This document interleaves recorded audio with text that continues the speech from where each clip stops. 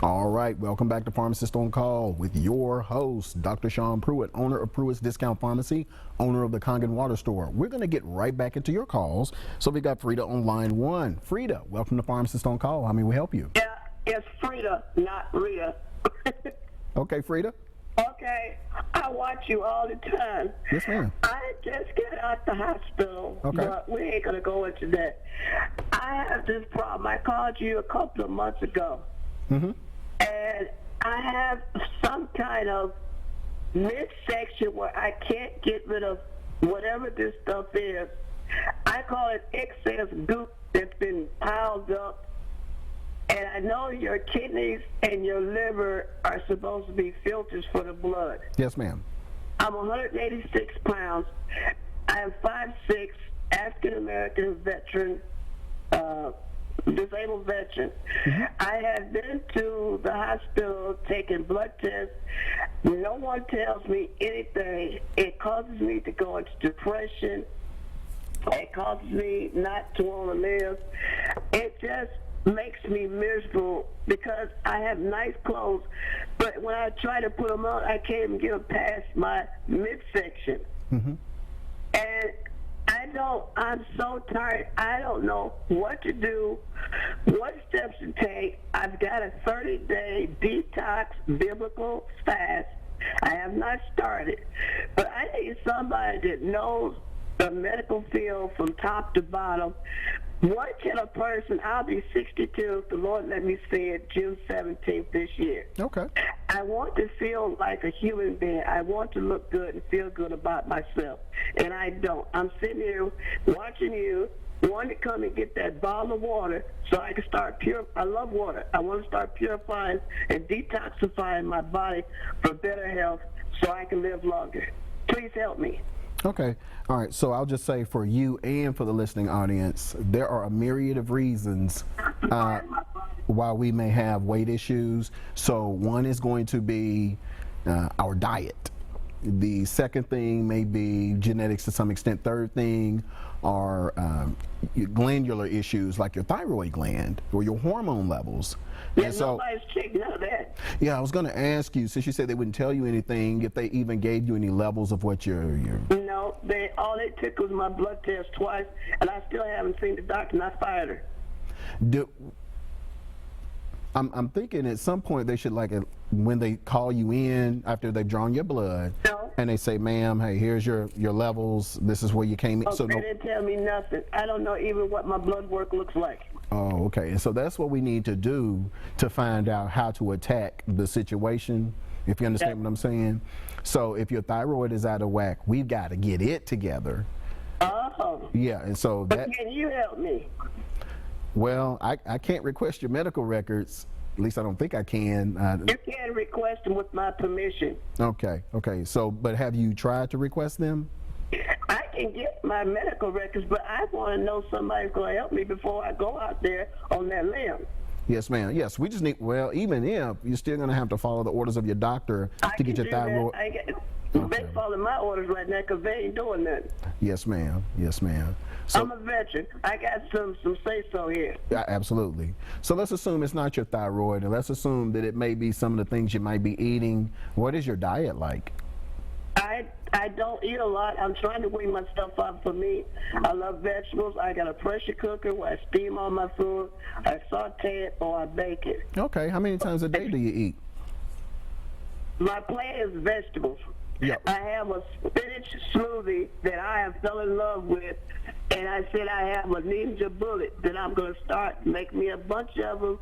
So in the morning I'll have that along with a boiled egg and a glass of water and some applesauce. Okay. How much water are you drinking?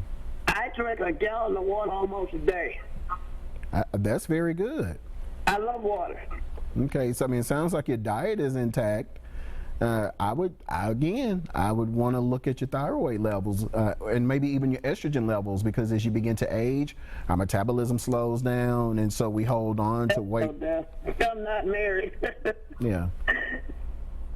So that is what I would want to do. So yeah, if you can request your medical records. That I can make an appointment to come to your office and we can talk over things. Yes, ma'am. Yes, ma'am. Just come down there. So is there a phone number that I can call you on? Yes, ma'am. She's going to flash the information at the end of the show. Okay. Yeah, but it's 562-6337. 562-6337. 62. Okay. 6337, and just hit extension 103. Okay. Yes, Okay, ma'am. Doc. Okay. I'll be checking with you next week. All right, Miss Frida. All right. All right, thank you. All righty, bye. All right, line 2, Miss Elizabeth. Welcome to Pharmacist-on-Call. How may we help you? Hi. I think that's you, right? Ma'am? Okay, just checking. Listen,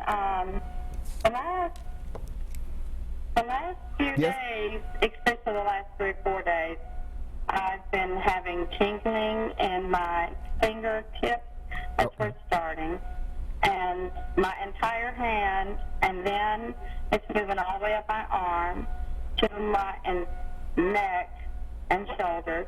And I'm having several people, different people, telling me, could be this, could be that. I'm 58 years old, fixing to be 59. Okay.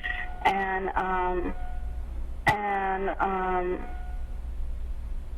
somebody said it's probably just a pinched nerve because of the way I might be sleeping.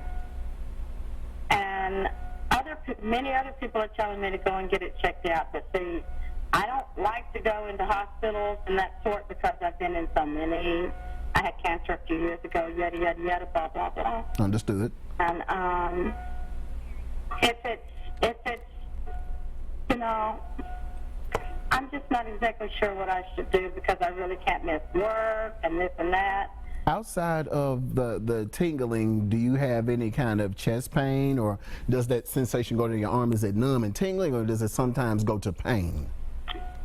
It sometimes does go to pain. I mean, it feels like a knot, like today in my chest, like somebody's just tightening up my chest.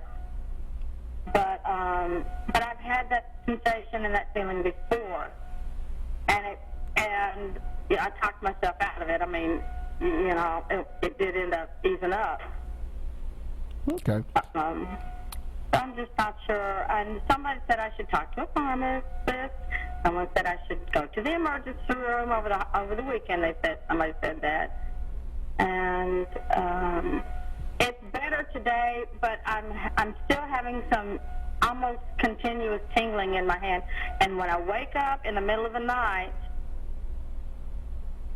sometimes I can't move. I can't barely move my arm, and I can't lift my arm over my shoulder, and my hand is real stiff. You know, so I'm just not sure what I should do. What would you suggest? That's really what I'm calling for. Okay, so from what you're describing to me, it's one of two things.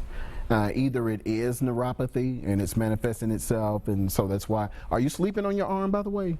No. Okay, so yeah, either it is neuropathy and you have a pinched nerve somewhere that's affecting the mobility, but the most likely thing from what you're telling me is that, and don't hang up this phone until I'm done talking to you, the most likely thing is you are probably having a series of heart attacks. So what the way that you're describing it is that crushing chest pain radiates down the arm and back. And so we would want to get that pressure checked. And I understand that you don't necessarily like doctors. Then you. No, I didn't say I don't like doctors. Yeah. I just don't want to go, and yeah, because if you're that high, they're probably going to want to keep you to stabilize you, which is a good thing. Come to the pharmacy and get your blood pressure checked there. I won't force you to go into the hospital. I can't, actually. But you know, but I can give you a baseline. My doctor that I don't have anymore since my insurance has switched over,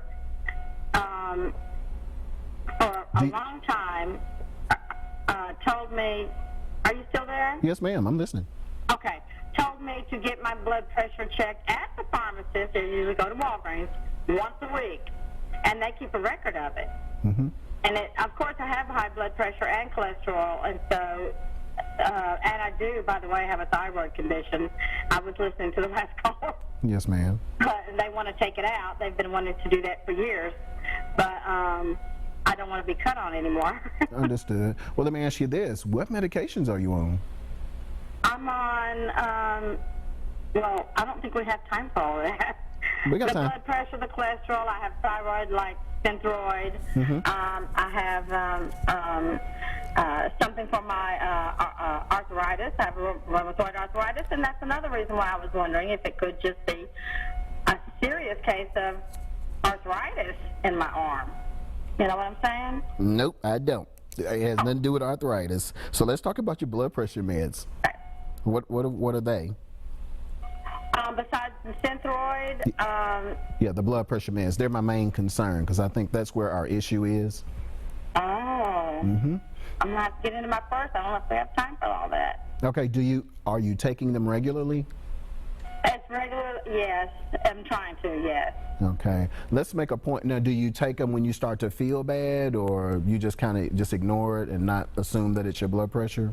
I try to take them in the morning with my cholesterol. Okay. And they have changed it numerous times because they can't get my blood pressure down.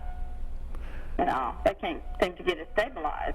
Yeah, what I found that helps people that are taking their blood pressure medications is adding on this guy here, the beetroot juice, for the stubborn blood pressure patients. It's able to add something to it to get that blood pressure down and quickly. I would probably ask you to come by the store and get some of this. And I'd probably have you take more than the regular dose, maybe half of a glass every morning on an empty stomach. Okay. And then take your medicine 30 minutes after that and see what effect it has on your blood pressure. Because the symptoms that you're describing are very serious, and I don't want anything to happen to you in your sleep. Especially, Thank yeah, something that we can prevent for $15.99. But young lady, I also want you to be more compliant on your medicine too, because I think that is where we're missing. That medicine is there to kind of keep the body in check when the body can't handle it itself. So make sure, like clockwork, even if you have to set an alarm on your phone to make sure you remain compliant with your blood pressure medicine. I promise you will feel much better. But yeah, we do need to look at the thyroid too, but you're right, it does have effect on blood pressure as well, because if you're hyper, which is probably why they want to take it out, and those hormones are really up, you're probably high strung, not sleeping well anyway either, and so. Well, I had cancer a few years ago, and they put me on, so everything was taken out of me. So they kept me on preventative medication for a few years. Okay, but you're getting one thing after the other. But I'm getting on up there in years, and so I just, this is becoming a problem to me, and I just, It's a problem I think you can handle. You think so? Absolutely. Absolutely. I hope so. Yes, ma'am. So let's get compliant on the medicine. Let's add on the beetroot juice to it to bring your blood pressure down even more. Those symptoms will go away. I hope so. Where are you located? We are at 811 Dickerson Pike. Everyone thinks we're in Goodlettsville for some reason. No, we are about a mile from Titan Stadium, right where North First turns into Dickerson Road, just past Little Buffalo. We're right next to Harold's Chicken for those of you chicken connoisseurs out there. So we're at 811 Dickerson Road in Suite C. Okay, Suite C? Yes, ma'am. Well, I will try to come by and see you Yes, as ma'am. soon as I can, okay? Okay, ma'am. All right, good luck. I appreciate you talking to me. Yes, ma'am. You're welcome. Thank you. Bye-bye. All right, bye-bye. All right, everyone, we're up on another break. Stay on those phones. Y'all are lighting it up. We'll be right back.